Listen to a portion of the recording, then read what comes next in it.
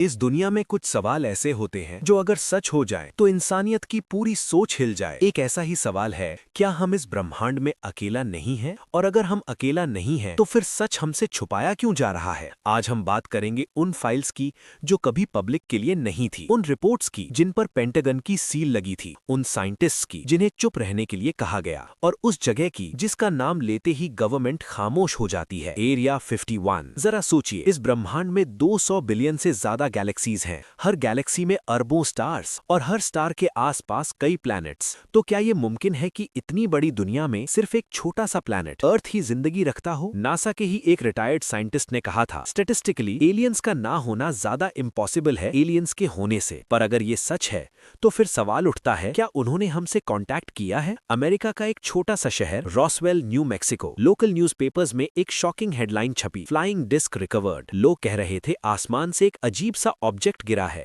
Metal ऐसा था जो कभी देखा नहीं गया। पर सिर्फ 24 घंटे बाद यूएस आर्मी ने स्टेटमेंट बदल दी। उन्होंने कहा वो सिर्फ एक वेदर बलून था। Weather balloon? तो फिर मिलिट्री ने एरिया सील क्यों किया, मीडिया को दूर क्यों रखा, और जो लोग वहां थे वो अचानक चुप क्यों हो गए? यहीं से शुरू होता है सबसे बड़ा कवर अप। जब भी यूएफओ दिखे उसे मजाक बना दो, विटनेस को मेंटली अनस्टेबल बता दो, या फिर कह दो नेचुरल फिनोमिनन। और ये स्ट्रैटेजी सालों तक काम करती रही। पर हर सच हमेशा छुपा नहीं रहता। पेंटागन ने एक ऐसी चीज एक्सेप्ट की जो पहले कभी नहीं की, अनआइडेंटिफाइड एरिया फिनोमिना, यूएपीज, मतलब ऐसी फ्लाइंग ऑब्जेक्ट्स जिनका कोई साइंटिफिक एक्सप्लेनेशन नहीं। वीडियोज रिलीज हुई फाइटर जेट्स के कैमरास से। पायलट्स कह रहे थे ये चीज न विंग्स रखती है न इंजन, फिर भी ग्रेविटी को तोड़कर मूव करती है। और सबसे शॉकिंग बात, पेंटागन ने कहा ये टेक्नोलॉजी किसी भी नोन कंट्री के पास नहीं है। तो फिर ये है कौन? नासा हमेशा कहता रहा एलियंस का कोई प्रूफ नहीं, पर इनसाइडर्स का कहना कुछ और है। मून मिशंस के दौरान एस्ट्रोनॉट्स ने कुछ ऐसा देखा जो पब्लिक रिकॉर्डिंग्स में कभी नहीं आया। रेडियो ट्रांसमिशंस के कुछ हिस्सों को डिलीट कर दिया गया, फोटोज के रेजोल्यूशन कम कर दिए गए। क्यों? अगर वहां कुछ नहीं था तो छुपाने की जरूरत क्या थी? नेवादा डेजर्ट के बीच एक जगह जिसका नाम मैप्स में नहीं था सालों तक, area 51।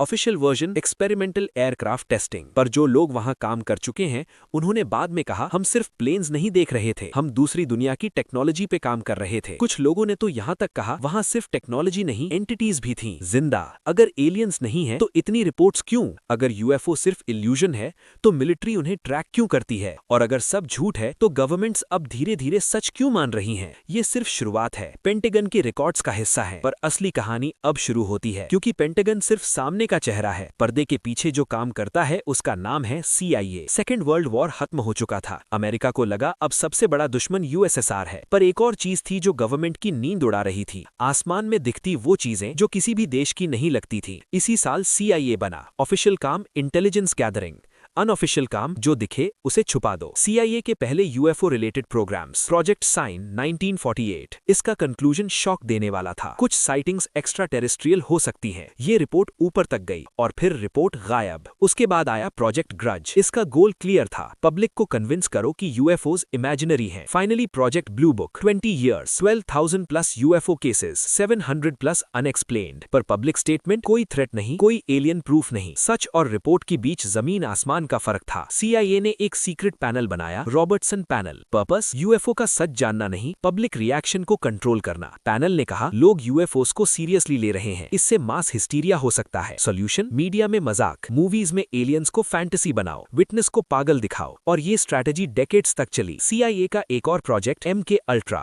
Officially human mind study, unofficially human mind को कैसी कंट्रोल करें। कुछ विसल ब्लोअर्स का कहना था MK अल्ट्रा के एक्सपेरिमेंट्स सिर्फ ह्यूमंस पर नहीं हो रहे थे। ये क्लेम कभी कंफर्म नहीं हुआ, पर डॉक्यूमेंट्स का 90% हिस्सा डिस्ट्रॉय कर दिया गया।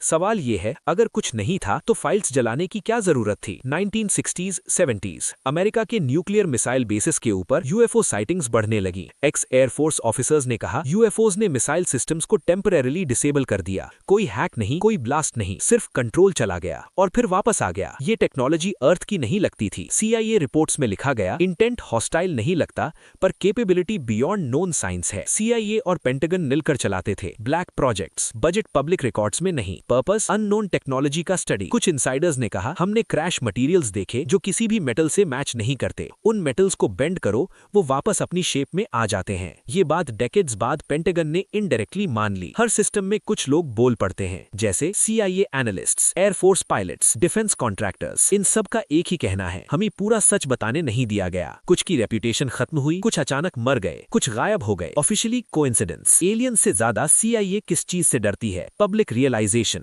अगर लोग जान गए कि गवर्नमेंट उनसे झूठ बोलती रही तो सिर्फ एलियंस का डर नहीं होगा, सिस्टम पे सवाल उठेंगे, पावर हिल जाएगी। इसलिए सच थोड़ा थोड़ा ड्रिप किया जा रहा है, जैसे pentagon videos, NASA statements, Congress hearings. Preparation हो रही है। अब तक हमने बात की फाइल्स की, प्रोजेक्ट्स की और गवर्नमेंट्स के चुप रहने की, पर अब बारी है उन लोगों की जो कहते हैं हमने उन्हें देखा है। ये कहानियां किसी मूवी की स्क्रिप्ट नहीं है, ये वो लोग हैं जिन्होंने कुछ ऐसा देखा जो उनकी जिंदगी हमेशा के लिए बदल गया।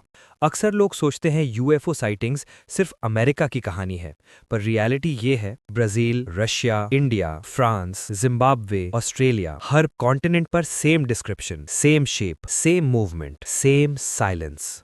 लोग एक दूसरे को जानते तक नहीं, फिर भी उनकी कहानी एक जैसी क्यों होती है? 1940s के बाद UFO साइटिंग्स सिर्फ लाइट्स तक सीमित नहीं रहीं। लोग कहने लगे वो सिर्फ दिखे नहीं, वो उतरे। फ्लाइंग ऑब्जेक्ट्स जमीन के बिल्कुल पास आए और कुछ केसेस में अंदर से बीइंग्स निकली। विटनेसेस ने बताया, हाइट 3 से 5 फीट, स्किन ग्रे या पेल, आंखें बड़ी, काली, बिना एक्सप्रेशन, मुंह छोटा, बोलते कम, ज्यादा कम्युनिकेट करते हैं दिमाग से। सवाल ये है, अगर ये इमेजिनेशन है तो सबके दिमाग में सेम एलियन इमेज कैसे आया? सबसे डिस्टर्बिंग रिपोर्ट्स, एलियन अबडक्शंस। लोग कहते हैं हमें उठा लिया गया, पर अजीब बात यह है उन्हें याद ही नहीं रहता। सिर्फ missing time, strange marks on body, repeated nightmares और एक अजीब सा डर। किसी के लिए 2 घंटे गायब, किसी के लिए पूरी रात। घड़ी रुक जाती है, कार बंद हो जाती है और अगला याद सुबह का उजाला। ये फिनोमेनन अलग अलग देशों में अलग अलग लोगों के साथ सेम तरह से हुआ। कोइंसिडेंस? कुछ अबडक्टीज ने बताया, हमें एक ठंडी जगह पर ले जाया गया। Bright lights, metallic tables, instruments जो समझ से बाहर थे,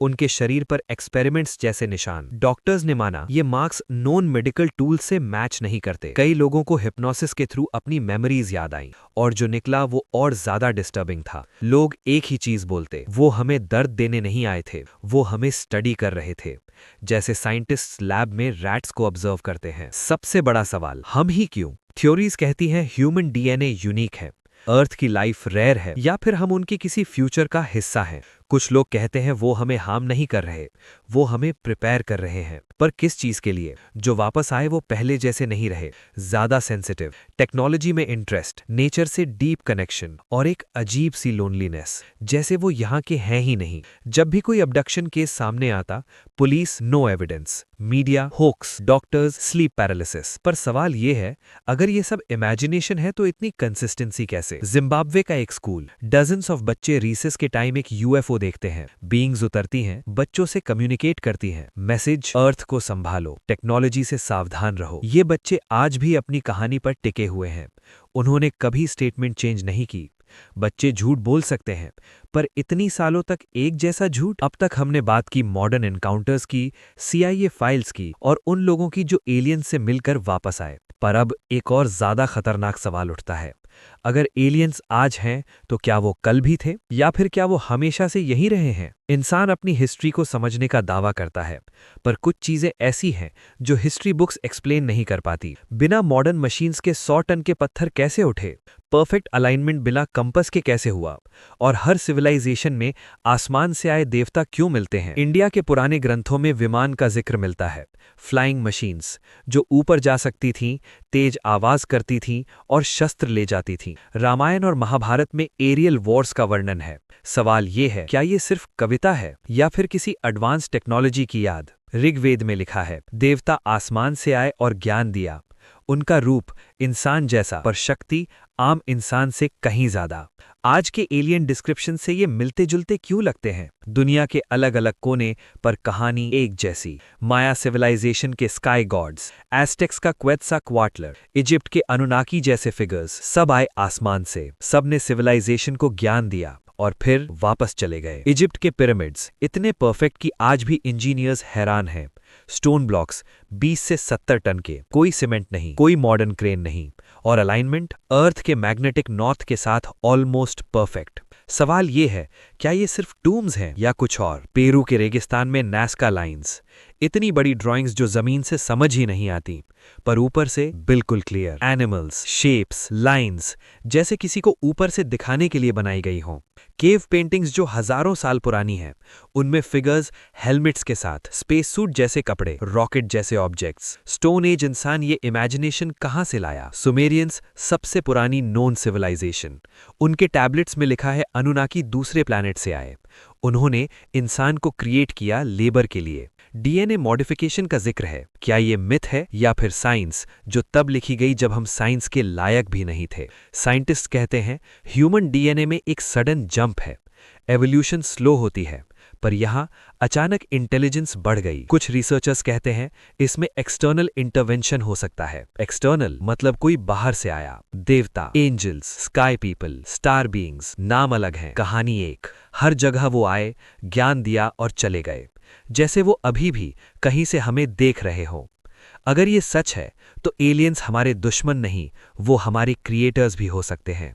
और अगर ये बात पब्लिक को पता चल जाए तो रिलीजन, हिस्ट्री, साइंस सबको नया मतलब मिल जाएगा। अब तक हमने देखा कि एलियंस शायद सिर्फ आज के मेहमान नहीं बल्कि इतिहास का हिस्सा रहे हैं, पर अब बात होगी सबसे डेंजरस एविडेंस की, जब उनके व्हीकल्स क्रैश हुए और इंसान ने पहली बार उनके हाथ का बना हुआ कुछ अपने हाथ में लिया। 1940s और 1950s यूएफओ साइटिंग्स के साथ साथ एक और कहानी चल रही थी। कुछ चीजें सिर्फ दिखी नहीं, वो गिरी भी। सबसे मशहूर रॉसवेल इंसिडेंट। पर रॉसवेल सिर्फ एक नहीं था। इनसाइडर्स कहते हैं USA, USSR, China, south America, दुनिया भर में मल्टीपल क्रैश रिकवरीज हुई, पर पब्लिक को सिर्फ एक ही जवाब दिया गया, experimental aircraft, weather balloon, foreign spy tech. Crash debris में जो मटेरियल मिला, ना स्टील, ना एल्यूमिनियम, ना टाइटेनियम, पतला लेकिन ना टूटने वाला। फोल्ड करो, वापस सीधा, हीट दो, नो इफेक्ट। साइंटिस्ट्स हैरान। आज जिसे हम कहते हैं मेमोरी मेटल, वो टेक्नोलॉजी इंसान ने बाद में बनाई। सवाल पहले किसकी थी? गवर्नमेंट्स ने क्या किया? सिंपल, समझने की कोशिश। एलियन टेक को पीस बाय पीस खोला गया,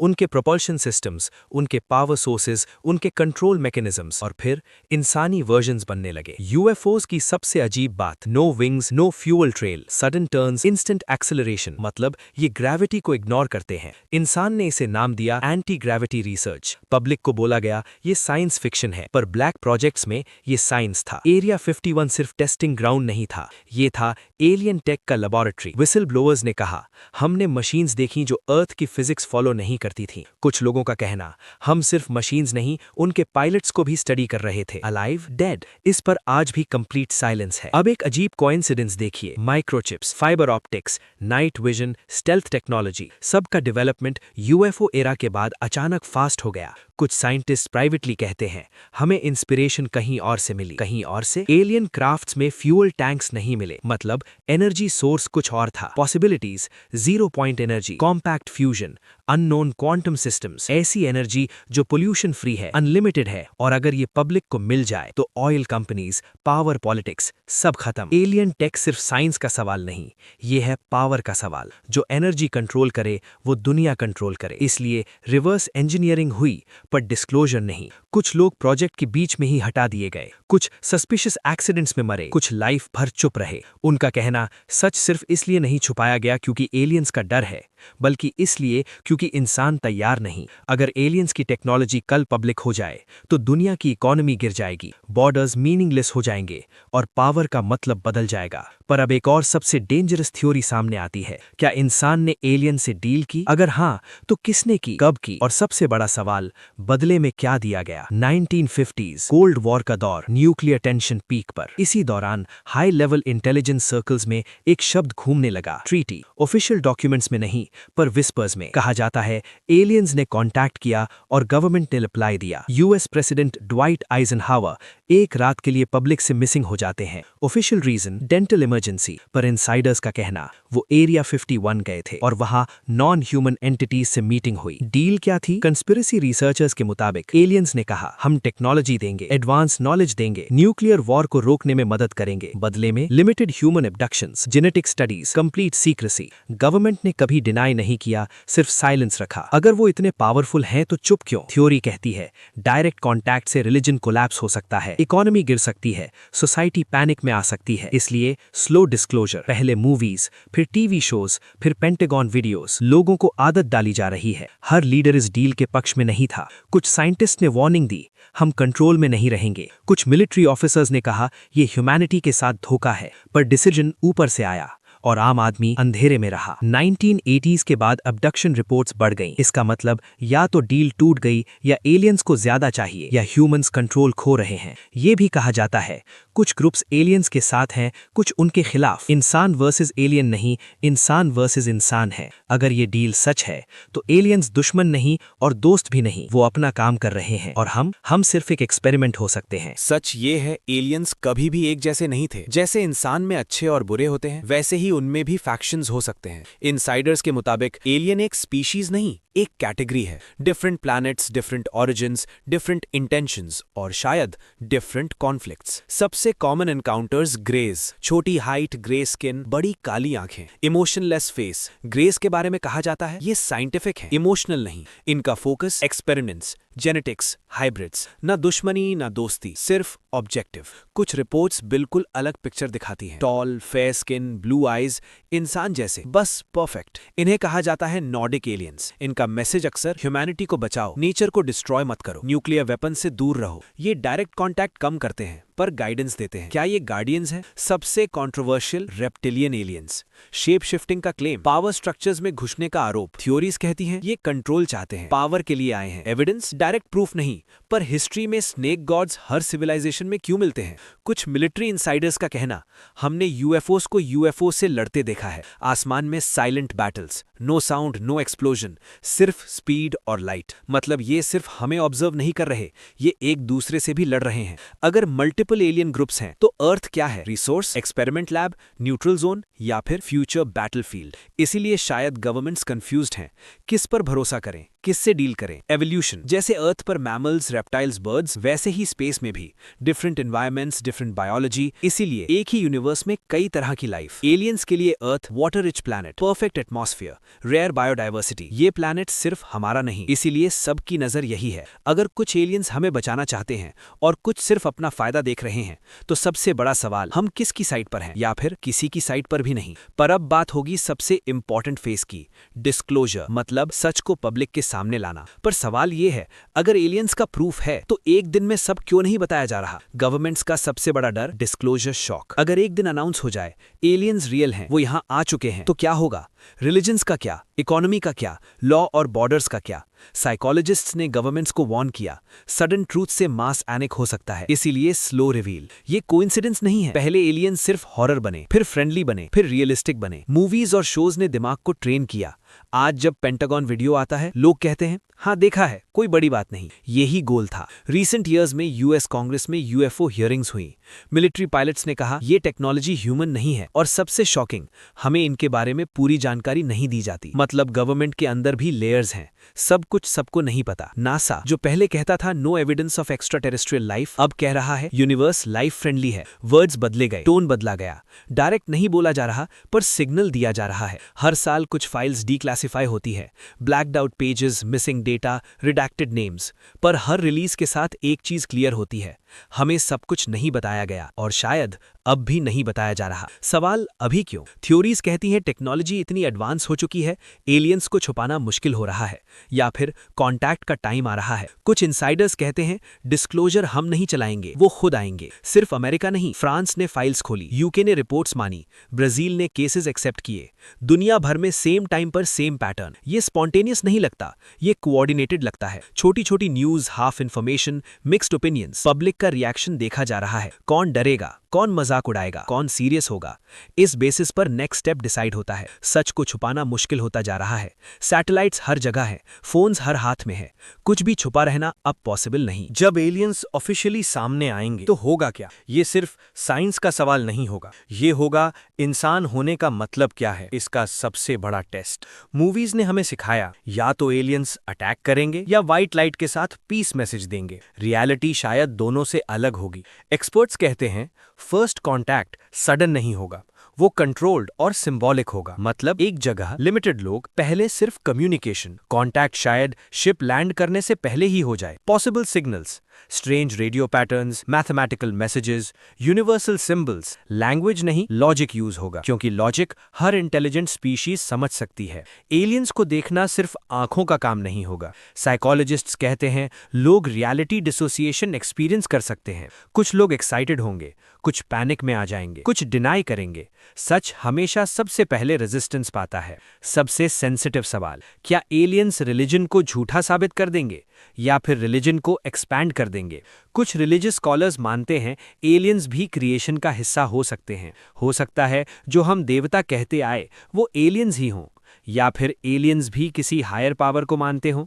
रिलीजन खत्म नहीं होगा, बदल जाएगा। साइंटिस्ट्स के लिए ये मोमेंट सबसे बड़ा ब्रेक थ्रू होगा। फिजिक्स बदलेगी, बायोलॉजी एक्सपैंड होगी, मेडिसिन लीप करेगी, पर साथ ही एक शॉक भी।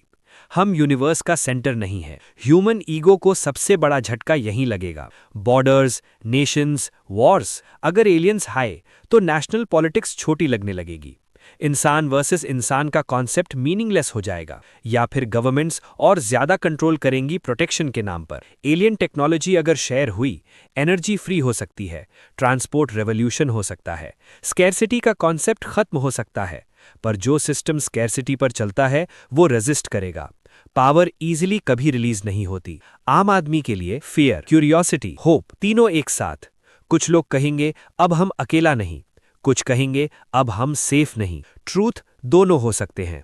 फर्स्ट कांटेक्ट दुनिया का अंत नहीं होगा, वो होगा इंसानियत का नया चैप्टर। ये कहानी यहीं खत्म नहीं होती, ये सिर्फ यहां से शुरू होती है। अब तक हमने बात की एलियंस की, गवर्नमेंट के झूठ की, सीक्रेट डील्स की और फ्यूचर के डर की। पर अब सबसे आखिरी और सबसे मुश्किल सवाल, क्या इंसान सच जानने के लायक है? एलियंस से पहले इंसान ने क्या किया? अपनी ही स्पीशीज से जंग, अपने ही प्लैनेट का नुकसान, पावर के लिए सब कुछ बर्बाद। अगर एलियंस हमें देख रहे हैं तो शायद वो ये पूछ रहे हों, क्या ये सिविलाइजेशन सच संभाल पाएगी? हो सकता है अर्थ सिर्फ एक प्लैनेट नहीं, एक टेस्ट हो। हम पावर का यूज कैसे करते हैं, हम नॉलेज के साथ क्या करते हैं, और हम एक दूसरे के साथ कैसे रहते हैं। एलियंस शायद जज नहीं कर रहे, ऑब्जर्व कर रहे हैं। इंसान की एवोल्यूशन अब सिर्फ बॉडी तक सीमित नहीं, अब बात है कॉन्शियसनेस की। क्या हम फियर से ऊपर उठ सकते हैं? क्या हम अस वर्सेस देम छोड़ सकते हैं? क्या हम प्लैनेट को अपना घर मान सकते हैं, सिर्फ रिसोर्स नहीं? अगर नहीं, तो एलियंस का आना हमारे लिए ब्लेसिंग नहीं, वार्निंग हो सकता है। शायद नहीं। एडवांस्ड स्पीशीज डायरेक्ट रूल नहीं करती, वो देखती है क्या हम खुद रिस्पॉन्सिबिलिटी ले सकते हैं या नहीं। जैसे टीचर एग्जाम में आंसर नहीं बताता।